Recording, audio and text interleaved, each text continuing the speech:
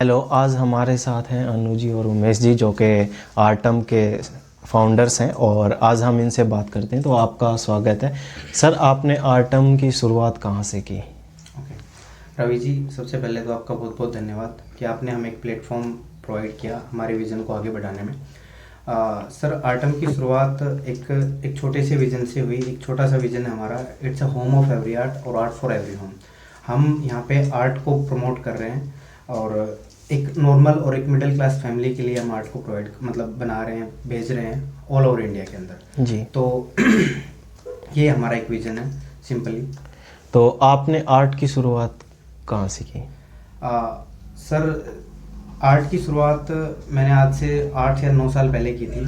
Actual में मैं भी एक साइंस स्टूडेंट हूँ और ऑलरेडी मैं कई स्टार्टअप्स के साथ में काम कर रहा था। एक प्राइवेट एम्प्लॉय भी मैं था इससे पहले। तो मैं सेल्स एंड मार्केटिंग में मैं एज ए मैनेजर मैं 2-3 स्टार्टअप्स के साथ में काम कर रहा था। तो आर्ट्स जब हम हिमाचल में थे तो वहाँ पे हमने देखा कि हम ये कर सकते हैं। अनु से सीखा। वैसे बेसिकली अनु से मेरे को इसकी प्रेरणा मिली। जब अनु ने आर्ट के सेक्टर में एजुकेशंस की काम करने लगी, आगे बढ़ने लगी, तो मैंने देखा कि एज ए हस्बैंड और एज ए हस्बैंड जब हमें कहीं पे जाना पड़ता था, कहीं चीज़ें देखनी पड़ती थी, एक दूसरे के साथ ट्रैवल करना पड़ता, तो मैं लाइफ में चीज़ों को सीखना चाहता हूँ, चीज़ों को लर्न करना चाहता हूँ। तो मैंने सोचा क्यों ना इस चीज़ को लर्न किया जाए। तो फिर मैंने सेल्फ टॉट मैंने इसको सीखा, आगे मैंने इसको देखा। जी। तो आपने आर्ट की शुरुआत कहाँ से की थी अनु जी? वही हमने काफ़ी टाइम पहले इसको स्टार्ट किया था। तो एक्चुअली एज ए करियर हम बात करें तो हमें कुछ ना कुछ करना होता है। तो एज ए जॉब भी हम कर सकते हैं वर्क, बट मेरा ये था कि एज ए फीमेल भी अगर हम देखें तो थोड़ा सा ट्रिकी हो जाता है जॉब के साथ सारी चीज़ें करना। तो मेरा यही था कि अगर कुछ ऐसा हो जो हम अपना काम हम कर सकें, जिसमें अच्छी अर्निंग भी हो ऑब्वियसली। और अगर एक प्लस पॉइंट ये था कि अगर कुछ इंटरेस्टेड कोई वर्क अगर हमारा करियर में कन्वर्ट हो जाए तो उससे बेस्ट कुछ नहीं हो सकता। तो कुछ चीज़ें मैंने ट्राई की जिसमें इंटरेस्ट था, तो द बेस्ट वन मुझे ये लगा और फिर मैंने इसमें कंटिन्यू किया। ओके, तो आप लोगों ने आर्ट को फिर अपना ये आर्टम बना लिया है। हाँ एज ए उसमें सर देखिए, जैसा कि मैंने आपको बताया कि मैं काफ़ी स्टार्टअप्स के साथ काम कर रहा था। अनु आर्ट के लाइन में आ गई थी और एज ए आर्टिस्ट मैं भी एक्टिव था। तो हमने शिमला में हमने 2 दिन बार अच्छे एज ए बेस्ट आर्टिस्ट भी रहे हमने, और काफ़ी चीज़ों में हमने वर्क किया। तो फिर हमने एक चीज़ सोची कि हम दूसरे लोगों के लिए इतना काम कर रहे हैं, किसी प्राइवेट फर्म के लिए हम काम कर रहे हैं, तो क्यों ना हमारे पास स्किल्स है और बाकी स्किल्स भी एज एंटरप्रेन्योर स्किल्स भी हमारे पास हैं। हम ऑलरेडी 2-3 स्टार्टअप्स के साथ काम कर रहे थे। तो मैंने सोचा क्यों ना इसका एक स्टार्टअप किया जाए। तो हमने यही सोच के आर्टम बनाया, अपनी स्किल्स को प्रमोट किया। ऑल ओवर इंडिया में हमने आर्ट को एक बिजनेस की तरह भी हमने इसको इंट्रोड्यूस किया। और हाँ जी। तो इसमें आप क्या क्या सर्विसेज और प्रोडक्ट्स हैं जो आप प्रोवाइड करवाते हो?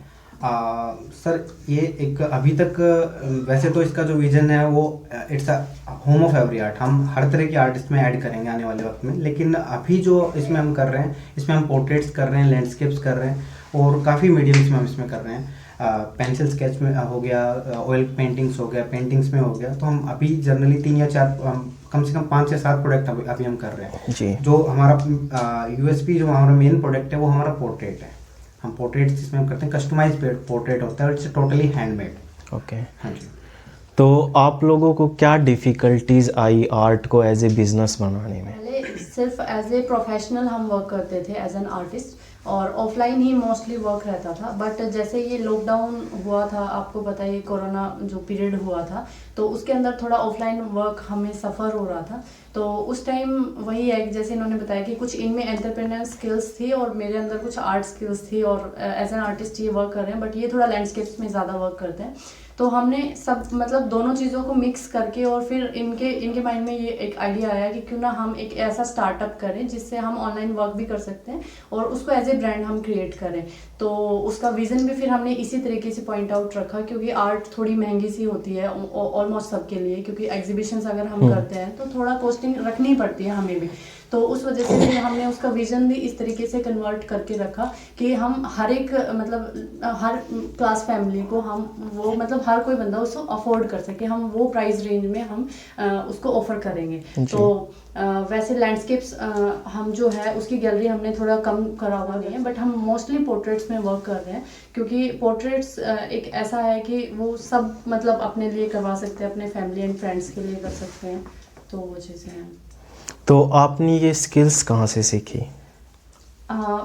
मैंने बेसिकली थोड़ा स्टडी किया है इसमें और कुछ प्रैक्टिस एंड प्रैक्टिस तो उससे थोड़ा इम्प्रूव होते चले गए। तो आप जैसे कि बता रहे थे कि आप जॉब करते हैं और जॉब के साथ एज ए आर्टिस्ट भी काम कर रहे हैं, तो दोनों चीज़ों को मैनेज कैसे करते हैं? सर देखिए, एक कोई भी चीज़ को करने के लिए सबसे पहले आपके अंदर एक चिंगारी होनी चाहिए। तो मैंने एक चीज़ देखी कि लाइफ में ऐसी कोई भी चीज़ नहीं है जिसको हम लर्न नहीं कर सकते, सीख नहीं सकते और आगे नहीं बढ़ सकते हम। तो जॉब करना एक अलग चीज़ थी हमारे लिए, एक ज़रूरत थी, और उसके साथ साथ फिर हमने लाइफ में कुछ और भी सीखना था।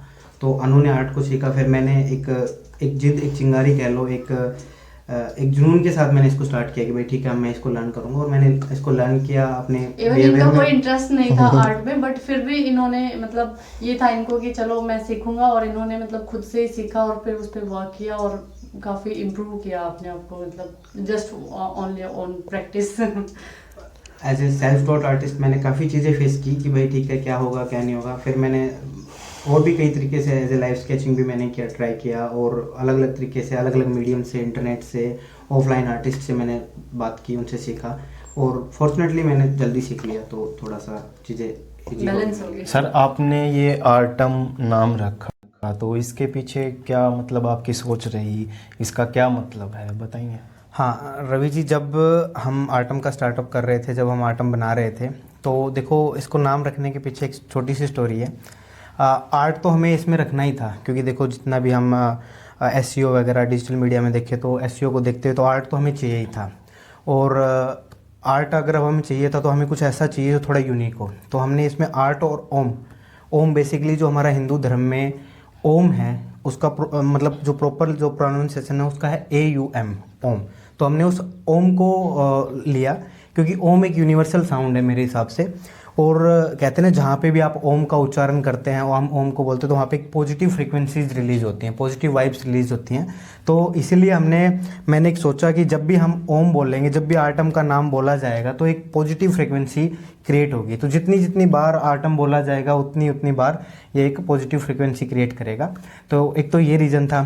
सेकंड, थोड़ा सा कुछ और कॉर्पोरेट वर्ल्ड को देख के 6 लेटर और ये सब चीज़ें ऐड करके तो हमने यही सोचा कि इसको इसी मतलब जो हमारा जो पर्सपेक्टिव था यही था कि हम इसको ये रखें। आपने ये स्टूडियो बड़ा अच्छा ब्यूटीफुल मतलब डिज़ाइन कर रखा है, तो ये कैसे किया, इसके पीछे क्या थीम थी, और ये आपने खुद किया या बाहर से कहीं करवाया है?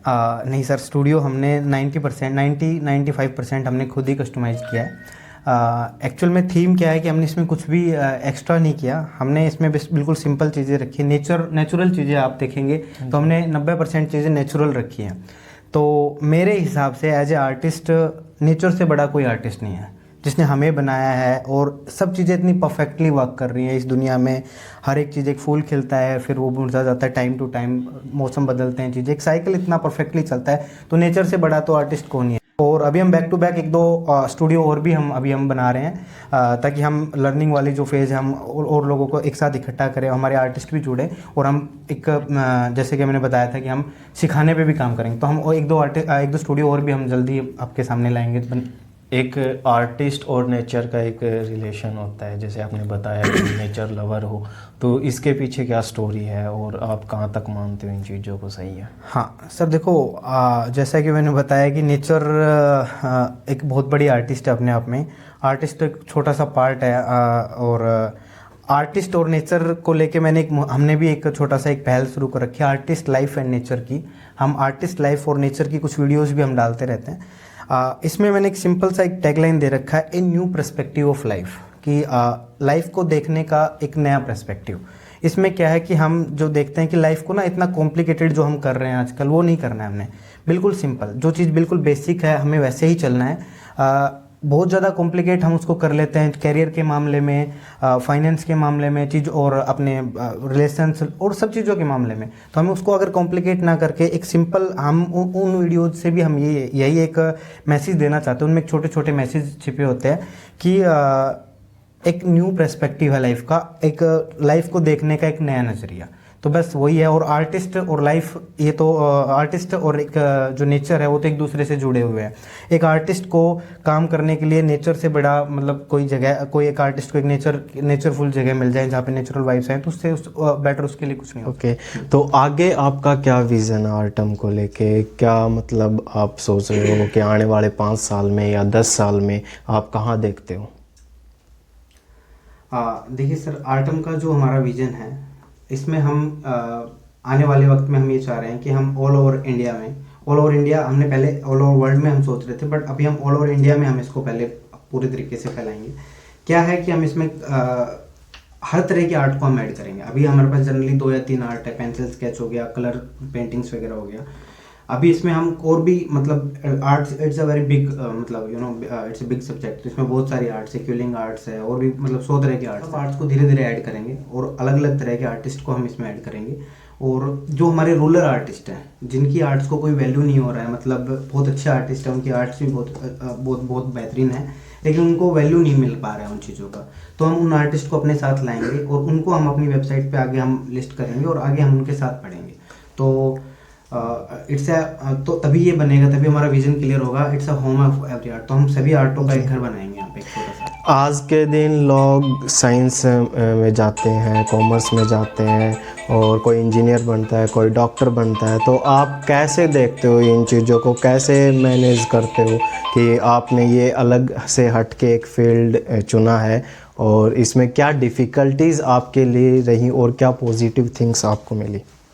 देखिए, अगर मैं ये कहूँ, अगर मैं अपनी स्टडी यहीं पे कंटिन्यू करती तो शायद मैं आर्ट फील्ड में नहीं जा पाती, क्योंकि यहाँ पे अपने इतना अवेयरनेस ही नहीं है आर्ट को लेके, और ना ही मुझे कभी कोई आइडिया था। इवन शायद मैंने 5th-6th क्लास में अपने ड्राइंग्स छोड़ दी थी, उसके बाद मैंने उनको कंटिन्यू नहीं किया। तो बट ये जो आगे की स्टडीज़ हैं वो हमने शिमला में किया, हिमाचल से। तो वहाँ पे आर्ट का कल्चर है काफ़ी अच्छा, और इवन काफ़ी प्रमोट भी करते हैं वहाँ पे।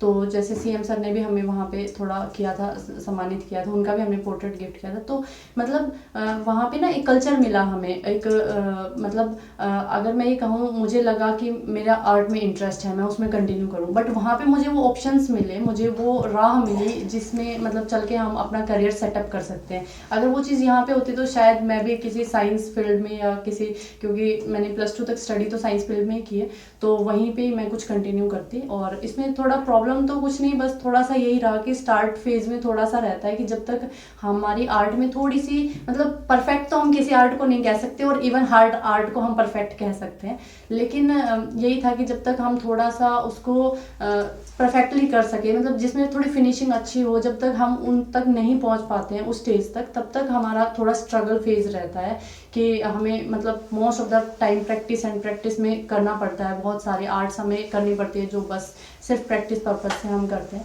बाकी कुछ एग्जीबिशंस में रहता है कि हम एग्जीबिशंस में हमारी थोड़ी सी कॉस्टिंग तो थोड़ी हमारी ज़्यादा चली जाती है, कॉस्टिंग कई बार, बट रिजल्ट्स वैसे नहीं मिलते हैं। और कई बार बेनिफिट्स ये होते हैं कि हम मतलब अगर हमने अच्छी आर्ट है और अगर हमने अच्छे प्लेस पे की है तो वो बेस्ट रिजल्ट्स देते हैं, तो वो भी एक अच्छा पार्ट होता है। बाकी आर्टम को स्टार्ट करने के बाद हमारा काफ़ी अच्छे रिजल्ट्स हमारे रहे हैं, और हमने हमेशा यही कोशिश की है कि सब लोग अफोर्ड कर सकें, हम इसी प्राइस रेंज में करें जिसमें हम सर्विस बेटर दे सकें, और जितना बेटर हम आर्ट दे सकें उनको, कि मतलब जितना वो पे कर रहे हैं उससे उसके वर्थ से उनको ज़्यादा मिल पाए, तो हमारी यही कोशिश रही है। आपने एक मोदी जी की वो पोर्ट्रेट गिफ्ट की थी, उनकी माँ की पोर्ट्रेट बना के, तो वो क्या आप मानती हो वो टर्निंग पॉइंट था आपका जो आर्टम का ग्रो करने के पीछे? देखो वैसे वो बहुत ही अच्छा पार्ट था मतलब लाइफ का। इवन मैं ये कहूँ not even the career only,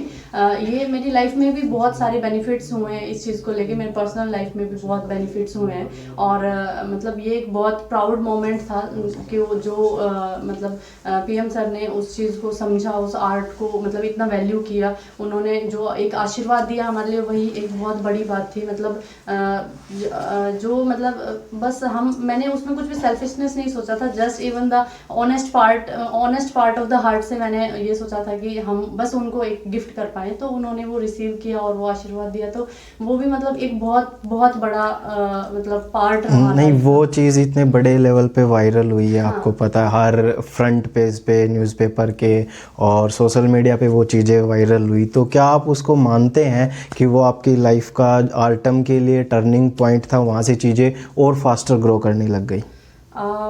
कह सकते हैं उस चीज़ को, मैं यही कह रही हूँ। इवन आर्टम का नहीं, इवन पर्सनल लाइफ में भी वो उसने बहुत सारी चीज़ें चेंज हुई हैं एज ए सोसाइटी भी अगर मैं देखूँ तो। और वैसे भी मतलब काफ़ी सारी चीज़ें उसके बाद, बहुत सारी चीज़ें एक अलग लेवल पे चेंज हुई हैं और आर्टम में भी बहुत सारे बेनिफिट्स उसके बाद हुए हैं। और इवन आर्ट को लेके भी बहुत सारा मतलब एक होता है कि एक इंस्पिरेशन मिल जाता है, एक मोटिवेशन उस लेवल का हो जाता है फिर हमारे पास कि हम मतलब आगे और कितना ग्रो कर सकते हैं, उसके लिए एक अलग टाइप का मोटिवेशन हमारे पास आ जाता है अगर इतनी बड़ी चीज़ हो जाती है। तो वो चीज़ें हुई है। सर मेरा अगला क्वेश्चन ये है आपसे कि अभी जो आर्टिस्ट हैं, जो छोटे मोटे आर्ट वगैरह डिज़ाइन करते हैं, उनको इन चीज़ों के बारे में ज़्यादा अवेयरनेस नहीं है और वो कर रहे हैं अपने, मतलब उनको पैशन है, वो कर रहे हैं, तो उनके बारे में आप क्या सोचते हैं, क्या कहना चाहोगे? देखिए, जैसा कि मैंने आपको बताया था कि आप उन्हीं रूरल आर्टिस्ट की बात कर रहे हो जो बहुत अच्छा काम कर रहे हैं, लेकिन उनको उनकी आर्ट का वैल्यू नहीं मिल पा रहा है। हमारा जो आर्टम में विजन है उन्हीं लोगों को एम्पावर करने का है कि हम ऐसे लोगों को अपने साथ लेके आएँ जो एक बहुत बेहतरीन आर्टिस्ट हैं और लोकल आर्टिस्ट हैं वो हमारे रूरल में। अब चाहे आप राजस्थान में चले जाइए, आप हरियाणा में चले जाइए, आप हिमाचल में चले जाइए पीछे, तो हम चाह रहे हैं कि उन आर्टिस्ट की जो आर्ट है हम उनको आगे लाएं, एक वेबसाइट के थ्रू, एक सॉफ्टवेयर के थ्रू हम उनको आगे लाएं और हम लोगों को वो चीज़ें दिखाएं, वहाँ से हम उनको एम्पावर कर सकें, वहाँ से हम उन आर्टिस्ट की स्टोरीज हम उनको दिखा सकें, लोगों को हम उनको आगे बढ़ा सकें, आगे बढ़ने का एक मौका दें। तो हमारी कोशिश यही रहेगी कि वो सच्चे आर्टिस्ट हैं जो डेली लेवल पे इस पे काम कर रहे हैं और भी कई तरह के आर्ट हैं जो मतलब कई तरह के आर्टिस्ट करने लग रहे हैं। तो हम सबको एक साथ लाने की कोशिश करेंगे इसमें आने वाले वक्त में। तो अभी तक आपका as a business per annum turnover क्या है? अभी सर जो हमारा है, अभी बहुत कोई बड़ा टर्नओवर नहीं है हमारा, क्योंकि हमने लास्ट पिछले साल हमने इसको स्टार्ट किया था। तो अभी हम मतलब 10 to 20 लाख के बीच में ही अभी हम हैं और हमारे पास अभी कोई ज़्यादा बड़ी टीम नहीं थी। अभी हम टीम को बना रहे हैं, टीम बिल्डअप कर रहे हैं, जो हमने वेबसाइट पे लिस्ट नहीं किया है। अभी हम उनके साथ काम कर रहे हैं, लेकिन वेबसाइट पे हम जो काम हम प्रॉपरली कर पा रहे हैं, प्रॉपरली एक क्वालिटी मेंटेन करके हम जो सर्विस प्रोवाइड कर सकें, हम वही कर रहे हैं। जैसे कि मैंने आपको बताया पेंसिल स्केच और जो कलर पेंटिंग्स हो गई, इसके अलावा भी हम कई तरह के आर्ट्स हम करवा रहे हैं। जैसे कि आप इंटीरियर डिजाइनिंग हो गया, कैफे में पूरा वॉल पेंटिंग्स हो गया, इसके साथ साथ क्वेलिंग आर्ट्स हो गई, रेजिन आर्ट हो गई, वुड कार्विंग्स वगैरह हो गई, वो सब भी हम कर रहे हैं। लेकिन जैसा कि एक स्टार्टअप है, आपको पता है क्वालिटी को भी मेंटेन करके चलना है हमें, और हमें एक प्रोडक्ट को एक मिनिमम प्राइस रेंज में हमें रखना है। तो हम वो सारी चीज़ों को मेंटेन करते हुए हम धीरे धीरे एक कदम हम आगे बढ़ने की कोशिश कर रहे हैं, ताकि हम प्रोडक्ट के प्राइस को भी बिल्कुल रेंज में रख सकें और एक अच्छी सर्विस हम प्रोवाइड कर सकें ऑल ओवर इंडिया में।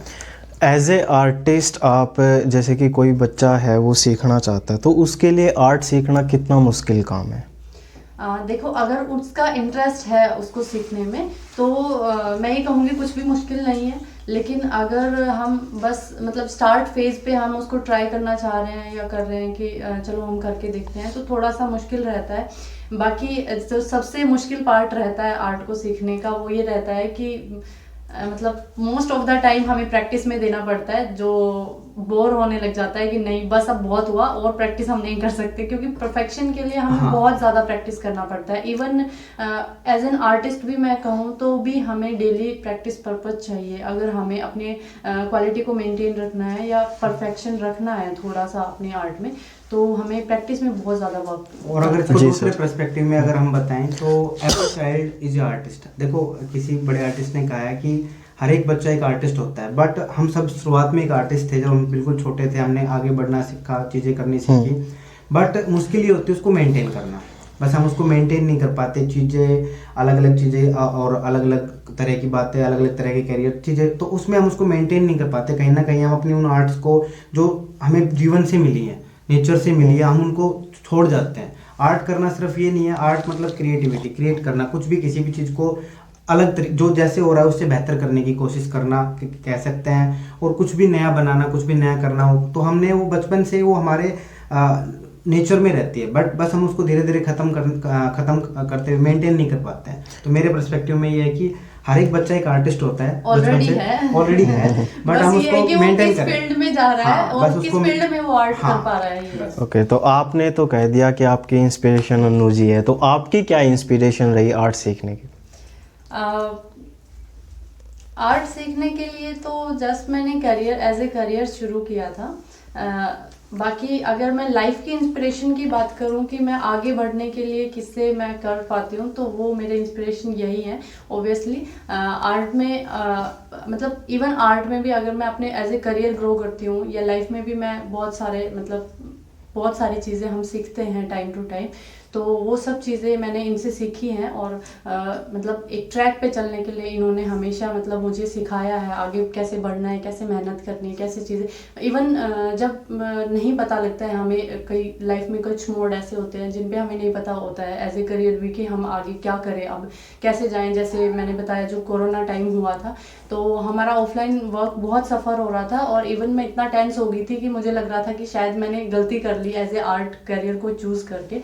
तो वही है कि हमेशा जिस मोड पे मतलब ऐसा हुआ है कि बस मैं फंस गई हूँ कि यार अब मैं पता नहीं कहाँ जाऊँ, तो वहाँ पे इन्होंने मतलब एक पूरा रास्ता क्रिएट करके मुझे दिया है कि मतलब वहाँ पे आपको पहुँचना है और ये वे है, आप इस पे चलो और मैं इस पे साथ रहूँगा। तो वो चीज़ है, क्योंकि उसी टाइम इन्होंने आर्टम का भी स्टार्ट किया, तो उसमें मतलब चीज़ें इतनी ईजी हो गई। मतलब मैंने नहीं सोचा था कि अगर ये इस तरीके से सफ़र कर रहा है तो इसको हम इतना बेटर वे में मतलब मोल्ड कर सकते हैं। इवन मैंने ट्रस्ट नहीं किया था स्टार्टिंग में कि थोड़ा सा मुश्किल हो जाएगा, और फिर क्योंकि वर्क फ्रॉम होम करके और फिर हम इतना चीजें थोड़ा सा करें। एक्चुअल में जब हम आर्टम जब हमने स्टार्ट किया था, इसके पीछे यही रीज़न था, हम शिमला थे, लॉकडाउन में चीज़ें एकदम से सब डिस्टर्ब हो गई थी।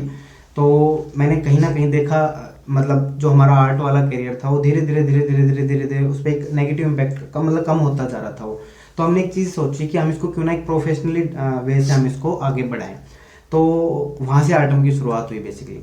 तो फिर कुछ हमारे पास अपनी स्किल्स थी, चाहे वो स्टार्टअप्स के साथ कुछ अपनी मार्केटिंग स्किल्स या कुछ एंटरप्रेन्योर स्किल्स होगी, कुछ अपनी आर्ट स्किल्स, तो हमने अपनी स्किल्स को एक साथ इकट्ठा किया, वहाँ से जो बेस्ट पॉसिबल हो सकता था। कुछ चीज़ों में ये परफेक्ट थे, कुछ चीज़ों में हम थोड़ा जो अपनी चीज़ों का, तो एक छोटी सी टीम थी हमारी, अभी भी है हमारे साथ वो लोग। तो हमने उनके साथ मिलके एक स्टार्टअप स्टार्ट किया था, और धीरे धीरे हमने जो इसको आगे बढ़ाया, इसके रिजल्ट्स अच्छे आए, धीरे धीरे हम इस पे कॉन्फिडेंस गेन हुआ कि हाँ ये चीज़ें चल रही हैं, और धीरे धीरे करते करते हम एक ट्रैक पे आए। स्टार्ट फेज में काफ़ी मुश्किलें हुई थी इसमें भी, क्योंकि हमने प्राइस रेंज ऐसे रखी हुई थी, और फिर आपको पता है अगर हम ऑनलाइन सेटअप कर रहे हैं तो even delivery costing, packing costing, और मतलब वो सब कुछ निकाल के हम मतलब बिल्कुल कुछ भी बेनिफिट्स नहीं हो रहे थे, और वो सब चीज़ें हो रही, तो उसको लेके भी हम थोड़ा सा टेंस हो रहे थे। बट फिर भी हम थोड़ा कंटिन्यू रखा कि एक टाइम होता है, बिजनेस स्पेसेस ऐसे होते हैं कि स्टार्टिंग में हमें काफ़ी सफ़र करना पड़ता है उस चीज़ को लेके, बट मतलब बस हमारा मेन मोटो यही रहा कि हम सर्विस खराब ना करें, बेसिक से क्वालिटी को मेंटेन करते रहें बस। ओके, तो आर्ट के बारे में काफ़ी मतलब लोगों में अवेयरनेस कम है। आप बड़े शहर में जाओगे वहाँ पे ठीक है, लोग अवेयर हैं आर्ट के बारे में कि आर्ट क्या है, और लोग पैसा भी खर्च करते हैं, वो नहीं देखते, उनके पास पैसा है भी तो वो दे रहे हैं। लेकिन जिस एरिया में आपने आर्टम स्टार्ट किया है और यहाँ के लोगों में अवेयरनेस कम है, तो आगे इन चीज़ों को इम्प्रूव करने के लिए, बढ़ाने के लिए आपके पास क्या प्लान्स हैं?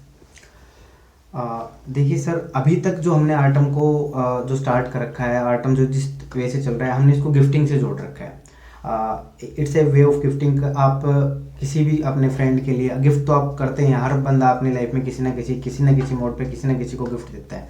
तो हमने एक गिफ्ट प्रोडक्ट बना रखा है आर्ट। आप आर्ट को क्यों ना गिफ्ट करें, क्योंकि एक क्रिएटिव, बहुत ही क्रिएटिव गिफ्ट है और ड्यूरेबल भी है। आपकी वॉल पे एक बार लग गया तो ये सालों साल चलेगा, इसका कुछ ख़राब नहीं होता। और एक बहुत ही प्राइस, मतलब मिनिमम प्राइस रेंज में आपका 1000-2000 रुपये गिफ्ट पे खर्च कर सकते हैं।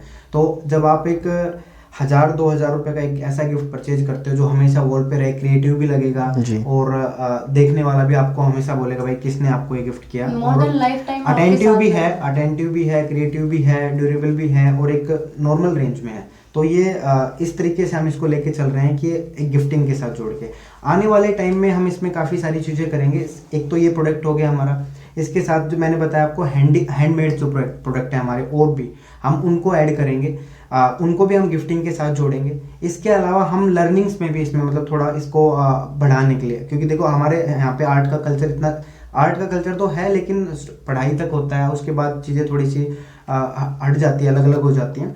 तो हम इसको थोड़ा सा इसके लिए अवेयरनेस क्रिएट करेंगे।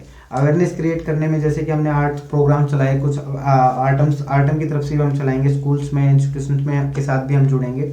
और हम बच्चों को, जो बच्चे अभी जैसे कि मैं आपसे बात कर रहा था, जो बच्चे मतलब बिल्कुल जिनके पास रिसोर्सेज नहीं है, हम उन बच्चों के लिए आर्ट को सीखने का एक जरिया क्रिएट करेंगे। वहाँ पे हम वो वहाँ से सीखेंगे, चाहे वो ऑनलाइन मोड हो गया, चाहे वो ऑफलाइन मोड हो गया। उन बच्चों की आर्ट्स को फिर हम अपने वेबसाइट्स पे भी लाएंगे और फिर हम उनको भी एम्पावर करने की कोशिश करेंगे किसी न किसी तरीके से। तो ये हमारे आगे के प्लान्स हैं और इसी के साथ अवेयरनेस कैंपेन्स भी हम कुछ क्रिएट करेंगे जिससे आर्ट को थोड़ा और मतलब मिले। यहाँ पे दिखाएंगे हम अपने लोकलिटी में कि भाई कैसे हम चीज़ें चल रही हैं, क्योंकि यहाँ पे थोड़ा नहीं है कि आर्ट के में भी करियर बन सकता है। आर्ट सिर्फ एज ए ड्राइंग तक सीमित है।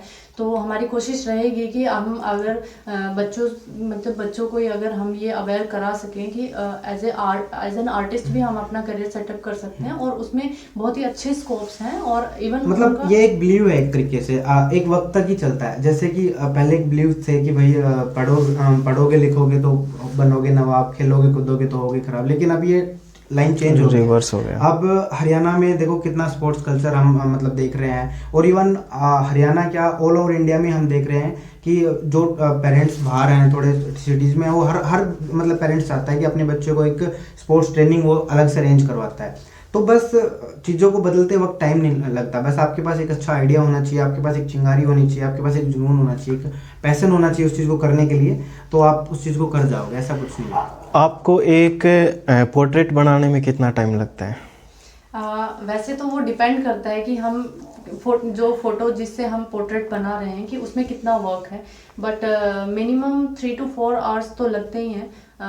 बाकी मैक्सिमम लगता है कि जितना हम उसके, कई बार होता है कि एक वेडिंग ड्रेस है तो वेडिंग ड्रेस में एक एक स्टोन और एक एक चीज़ को हम कवर करते जाएंगे तो उसमें हमारे 10 से 12 घंटे भी लग जाते हैं अगर हम अच्छा डिटेल में कर रहे हैं। तो अगर हम नॉर्मली स्केच कर रहे हैं जस्ट टू कैच की दैट मतलब उस पर्सन के फेस एक्सप्रेशंस हमें बस पेपर पे दिखाने, तो वो हम आधे घंटे में भी कवर अप कर सकते हैं इजीली। 15 मिनट 10 मिनट में भी हाँ, 10 मिनट में भी। जब हम ऑफलाइन करते थे तो हम 15 मिनट्स में हम वो लाइव स्केचिंग वो होता है। हाँ, लेकिन जो अब हम जो आर्टम में हम आर्ट प्रोवाइड कर रहे हैं पोर्ट्रेट, तो वो वही है कि मतलब आर्ट को जितना हम उसमें वर्क करते जाएंगे वो उतना ही बेस्ट बनता जाएगा। वो ये नहीं है कि बस आज हम जो दे रहे हैं वो बेस्ट है।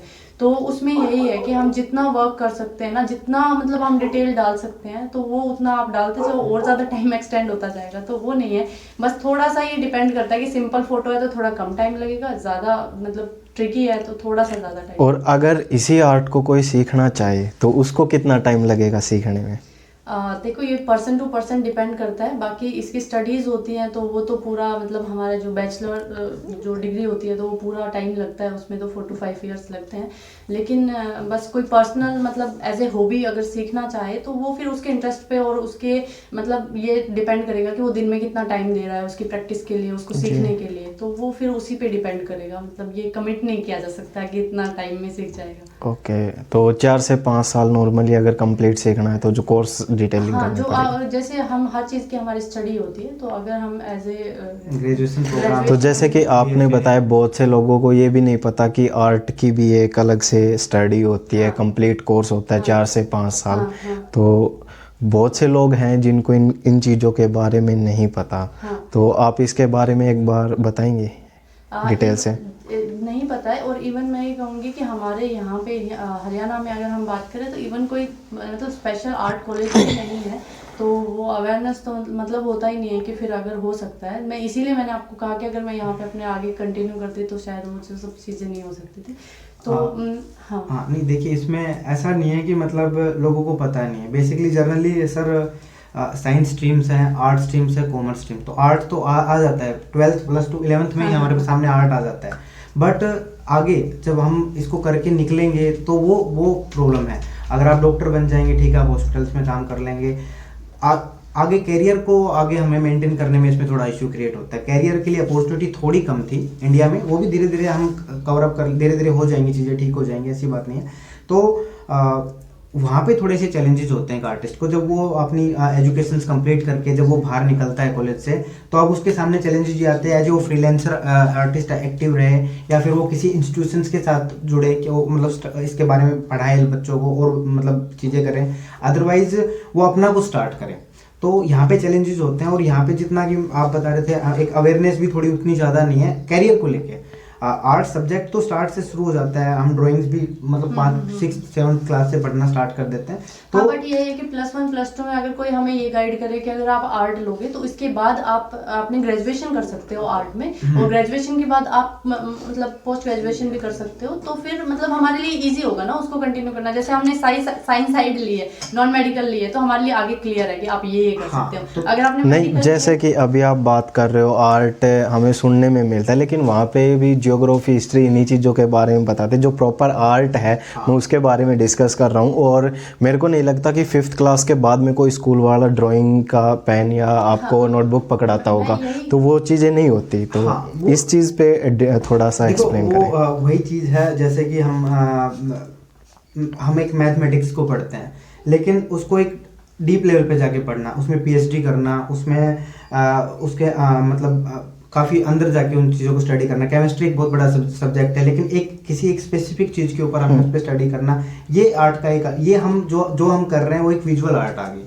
आर्ट्स के अंदर एक विजुअल आर्ट एक प्रोग्राम है। +2 तक हम आर्ट में स्टडी कर सकते हैं, और उसके बाद हम विजुअल आर्ट्स में अपनी ग्रेजुएशन कर सकते हैं। विजुअल्स आर्ट में हो गया, फाइन आर्ट्स आप कर सकते हो, BFA bachelor of fine arts हो गया, एमएफए हो गया, मास्टर। ग्रेजुएशन के बाद जो पोस्ट ग्रेजुएशन करते हैं उसमें फिर हम जो विजुअल आर्ट्स में भी बहुत सारे टाइप के आर्ट है, जैसे मैंने कहा वुड कार्विंग है, और ये पोर्ट्रेट है, लैंडस्केप्स हैं, ऑयल कलर है, पेंसिल कलर है, एक्रेलिक कलर है, और मतलब बहुत सारे मीडियम्स आर्ट के, तो वो सारे कवर अप किए जाते हैं हमारे विजुअल आर्ट्स में एज ए ग्रेजुएशन। फिर पोस्ट ग्रेजुएशन जो हमारी होगी उसमें हम इसको एक फील्ड को हम चूज कर सकते हैं आगे के लिए, कि हमें क्या मतलब किस में हमें जाना है, या तो स्पेशली हमें पोर्ट्रेट में जाना है, या फिर हम स्पेशली सिर्फ लैंडस्केप में जाना चाहते हैं, या ओनली हम लाइव आर्ट्स करना चाहते हैं, या फिर मतलब वो फिर हम एक स्ट्रीम को पकड़ के और फिर उसमें हम अपना आगे का करियर सेटअप कर सकते हैं। मैं ये पूछ रहा था कि जैसे कि बहुत से बच्चे हैं, आर्ट के बारे में आपने बता दिया, ठीक है, और इसमें आपने तो अपना करियर क्रिएट कर लिया, आपने आर्टम बना लिया, आप अच्छे खासे पैसे भी कमा रहे हो, वो आपके लिए बेनिफिट है, ठीक है। जो बच्चा आर्ट में करियर बनाना चाहता है तो उनके लिए स्कोप्स क्या है आगे चल के, तो एक बार उनके बारे में आप थोड़ा एक्सप्लेन करेंगे। ये कैरियर अपॉर्चुनिटी की बात हम कर रहे हैं कि आफ्टर जब हम पढ़ लेंगे उसको, और उसके बाद हमें कैरियर में क्या होगा, तो उसके लिए सर देखो 2-3 चीज़ें ही हैं। या तो हम किसी इंस्टीट्यूशन के साथ जुड़ जाएं, जैसे कि आर्ट के टीचर्स होते हैं, हम पढ़ाएं आर्ट के बारे में, और क्योंकि आर्ट एक सब्जेक्ट है, और जब सब्जेक्ट है तो हर एक स्कूल, हर एक कॉलेज में वो पढ़ाया जाएगा, तो एज ए टीचर हम वो उसमें अपनी लाइन ले सकते हैं। सेकंड थिंग, वो as a freelancer artist active हो सकते हैं, जैसे कि क्योंकि आर्ट सर देखो कहीं ना कहीं थोड़ा सा रहता है, आर्ट क्वालिटी ऑफ लाइफ पे भी डिपेंड करता है। जहाँ पे क्वालिटी ऑफ लाइफ ज़्यादा होती है वहाँ पे आर्ट की अवेयरनेस भी ज़्यादा होती है। तो ऐसा नहीं है, अब धीरे धीरे हम मतलब हमारा विकास हो रहा है, तो धीरे धीरे इन चीज़ों की रिक्वायरमेंट होनी है आने वाले वक्त में। तो आने वाला वक्त जो है इंडिया के लिए, जहाँ पे हम रह रहे हैं, हमारी सोसाइटीज़ के लिए, तो वहाँ पे आर्ट एक बहुत ही मतलब महत्वपूर्ण चीज़ होगी, ऐसी बात नहीं है। इसमें आप as a freelancer artist active रह सकते हो, अपना कुछ आप क्रिएट करो, अपनी गैलरी बनाओ, आप वहाँ पे अपने आर्ट्स को सेल आउट कर सकते हो, और किसी स्पेसिफिक इंस्टीट्यूशंस या किसी मतलब ऑर्गेनाइजेशंस के साथ आप ये काम कर सकते हो। जैसे कि आप इंटीरियर डिजाइनिंग भी एक तरह की आर्ट है, तो आप उसमें आप अपने आर्ट को डाल सकते हो। और ये तो आज हर एक मतलब बिल्डिंग में, हर एक अच्छे इंस्टीट्यूशंस में आज ये रिक्वायरमेंट है एक आर्टिस्ट की। तो और इसके साथ साथ आप और भी कई तरह की आर्ट जो कि मैं बता रहा था कि चाहे वो कैफ़े डिजाइनिंग हो गया, वो इंटीरियर डिजाइनिंग में आ गया बेसिकली। इसके अलावा वुड कार्विंग्स वगैरह, तो आप मतलब एक मल्टीपल सिनेरियो है, बहुत बहुत बड़ा वो है अपॉर्चुनिटी आपको। आप बहुत सारी चीज़ें कर सकते हैं यहाँ पे। आप थोड़ा स्टार्टिंग में ट्रिकी होता है, देखो हर एक आर्टिस्ट के लिए स्टार्टिंग में थोड़ा ट्रिकी होता है, और इवन वो हर एक बंदे के लिए होता है कि हम किसी भी चीज़ में स्टडी करें। अगर कोई गवर्नमेंट जॉब के लिए स्टडी करता है तो उसको भी जब तक टेस्ट क्लियर नहीं होता तब तक उसको भी मतलब काफ़ी फाइट करना पड़ता है। और इवन वो अगर कोई मतलब प्रोफेशनल डिग्री के लिए करता है, जैसे कोई लॉयर के लिए करता है या कोई एज ए डॉक्टर के लिए करता है, तो उसको भी मतलब आप देखो ना कितना टाइम उसको स्ट्रगल करना पड़ता है, उसके बाद वो चीज़ें मतलब हो पाती हैं कि भाई एज ए डॉक्टर वो बन पाए और एज ए लॉयर वो क्रिएट कर पाए, और फिर उसके बाद मतलब वो एक नई फाइट शुरू होती है कि ये बड़ी अच्छी बात कही आपने कि लोग एज ए डॉक्टर के लिए भी काफ़ी 10 से 15 साल लगाते हैं, इंजीनियर कोई भी प्रोफेशन में वो, और जबकि वो प्रोफेशन उसमें वो इंटरेस्टेड नहीं है। ठीक है, और अगर आप 10 से 15 साल, ये बात मैं भी मानता हूँ, 10 से 15 साल आप अपने इंटरेस्ट के प्रोफेशन में लगाओगे तो आपको बेनिफिट मिलेगा आगे चल के, और उसमें कोई गारंटी नहीं है कि आप वो गारंटी देखो हमारी किसी भी चीज में नहीं है। बाकी नहीं, आप अगर इंटरेस्ट अगर आपका उस चीज में कर रहे हो तो डेफिनेटली वो गारंटी हो जाती है ऑटोमेटिकली। कुछ अगर आप अचीव नहीं कर पाएंगे ना तो इवन आप खुशी खुशी उस काम को आराम से कर पाएंगे। देखो आर्ट जब हमने शुरू किया था तब इसमें यही चीज मैंने फील की, क्योंकि मैं आर्ट लाइन से नहीं था। तो मैंने एक चीज देखी कि हम कोई भी काम करते हैं, एक चीज होगी अपनी गुजर बसर, अपनी आमदनी के लिए करते हैं, एक अपना, तो सेकंड पैसों के लिए हो गया। सेकंड थिंग होता है आदमी अपना फ्रीडम चाहता है चीज़ों से। तो मैंने एक चीज़ देखी कि यहाँ पे फ्रीडम है, आप अपने लेवल पे अपना काम कर सकते हो, कोई आपको कुछ नहीं है। सेकंड थिंग, आप क्रिएटिव हो सकते हो, कुछ नई चीज़ें बना सकते हो, आपको एक वही साइकिल रिपीट नहीं करना डेली जो चीज़ें करना है, आप कुछ नया क्रिएट कर सकते हो। थर्ड जो चीज़ है वो है कि फाइनेंशियल। तो फाइनेंशियल थोड़े से चैलेंजेस होते हैं स्टार्टिंग में, वो हर एक फील्ड में होते हैं, ऐसा नहीं है। आपको फाइट तो करना ही, आप स्ट्रगल चाहे पहले कर लो चाहे बाद में कर लो, वो तो करना ही पड़ता है आपको।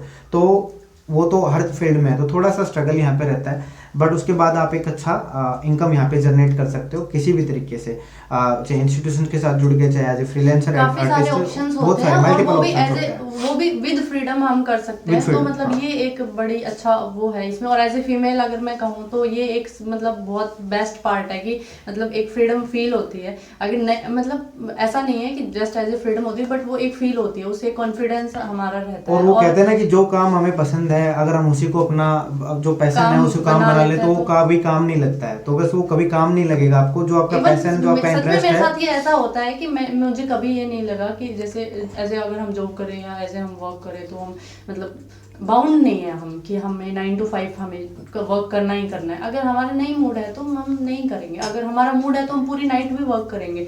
तो ये मतलब एक प्लस पॉइंट है इसमें, और ये एक बहुत ही अच्छी चीज़ लगती है कि जिस दिन मतलब वर्क नहीं करना होता है तो नहीं, अगर करना है तो फिर हम फुल्ली डेडिकेटेड होके करते हैं। और कभी ऐसा नहीं लगता कि मैं वर्क कर रही हूँ, कभी ऐसा नहीं लगता।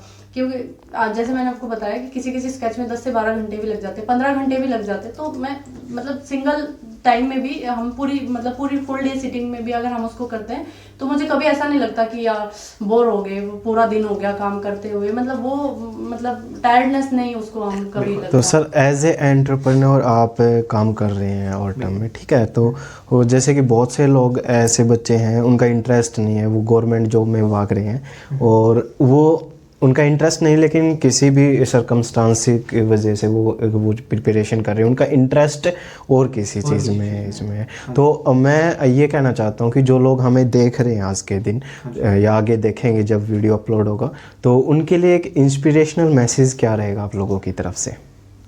देखिए सर, ऐसा है कि मेरा मानना तो ये है कि कोई भी चीज़ हम जो भी करते हैं एक जुनून के साथ, एक पैशन के साथ करें, जिसमें हमारा इंटरेस्ट होगा। अगर हम उसमें अपना काम करेंगे तो एक अपने आप ही एक पैशन क्रिएट हो जाता है, हम उसको और बेटर करने की कोशिश करते हैं। रही बात जैसे कि आप बता रहे हो, आज का एक यूथ है, एक साइकिल को फॉलो कर रहा है कि हम करियर में उस करियर में जाएंगे, उस करियर में जाएंगे, लेकिन आज इंडिया में ऐसा नहीं है। आज देखो चीज़ें बदल रही हैं, वक्त के साथ चीज़ें बदलती जा रही हैं और हर 10 साल में बहुत ज़्यादा चेंजेस हम देख पा रहे हैं। अब जो बिजनेस आईटी के साथ जुड़ रहा था, पहले तो ये था कि 40-50 साल में चीज़ें होने वाली थी, लेकिन आज क्या हो गया है, एज ए एंटरप्रेन्योर मैं देख रहा हूँ कि वो चीज़ें कोविड आने से 4 या 5 साल में कन्वर्ट हो गई हैं। हम डिजिटल पेमेंट को कभी यूज़ नहीं करते थे, लेकिन आज हर एक छोटे से छोटा दुकानदार भी डिजिटल पेमेंट को यूज़ कर रहा है। तो चेंजेस बहुत ज़रूरी हैं। हमें एक साइकिल को फॉलो नहीं करना है, हमें चेंज को एक्सेप्ट करना है एज ए एंटरप्रेन्योर भी, और एज ए नॉर्मल, अगर हम एक नॉर्मल ह्यूमन बींग्स की उससे देखें तो चेंज प्रकृति का एक नियम है। हमें चेंज को फॉलो करना है और उसके साथ साथ अपने आप को इवोल्व करते चलना है। तो वही हम यहाँ पे करेंगे। और अब जो आइटम में हम कर रहे हैं, हम देखो एक स्किल, अपने स्किल को बना रहे हैं, तो एक स्किल इंडिया को भी हम यहाँ पे कर रहे हैं। और दूसरी चीज़ मेक इन इंडिया, हम अपना कुछ इंडिया में अपना खुद बना रहे हैं, तो हम अपनी चीज़ों को, अपनी स्किल्स को हम अपने देश में प्रमोट कर रहे हैं। तीसरा आत्मनिर्भर भारत, हम खुद पे अपने आप पे डिपेंडेंस हैं, तो हम उस चीज़ को भी हम आगे बढ़ा रहे हैं। इसके साथ साथ हम और भी कई सारी चीज़ें हैं जो हम इसमें ऐड करेंगे, जैसे कि मैंने आपको लर्निंग का बताया था, हम इसमें बच्चों को और भी सिखाएंगे। तो एजुकेशन इंडिया को, मतलब एक जो पहल है हमारी, उनको भी हम इसमें आगे ऐड करेंगे। और जैसे कि रवि जी एजुकेशन के मतलब क्षेत्र में बहुत अच्छा काम कर रहे हैं, तो रवि जी के साथ मिलके भी हम कुछ चाहेंगे कि हम